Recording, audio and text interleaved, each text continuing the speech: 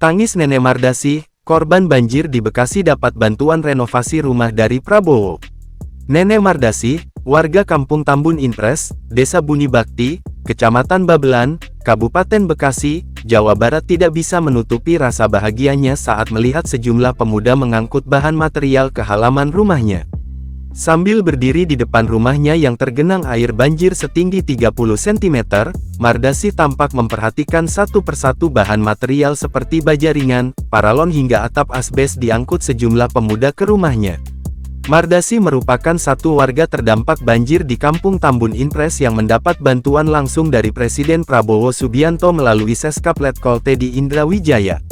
Pasalnya, kondisi rumah Mardasi sudah tidak layak huni, apalagi setelah tergenang banjir sejak sepekan lalu. Pengamatan tribunnews.com, Mardasi tinggal di rumah berukuran 5x5 meter bersama ketiga anaknya. Kondisi rumahnya pun memprihatinkan dengan atap asbes, dinding triplek, serta minim MCK.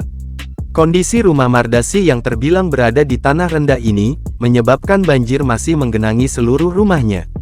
Kepada tribunnews.com, Mardasi pun menceritakan kalau dirinya mendapat bantuan setelah Presiden Prabowo Subianto beserta rombongan meninjau kondisi banjir di Kampung Tambun Impres, Desa Buni Bakti, Kecamatan Babelan, Kabupaten Bekasi pada Sabtu sore. Saat itu, Seskap Teddy sempat menanyakan kepada warga sekitar, apakah ada warga di lingkungan itu terdampak parah akibat banjir. Seorang warga pun menunjuk rumah Mardasi yang memerlukan bantuan. Di sela-sela Pak Presiden keliling lihat banjir, Pak Seskap Teddy langsung nanya, ada warga yang perlu bantuan. Lalu kami minta lihat kondisi rumah Nenek Mardasi, kata Saiful, warga Kampung Tambun Impres. Mardasi ketika ditanya soal bantuan dari Presiden Prabowo, ia pun menitikkan air mata.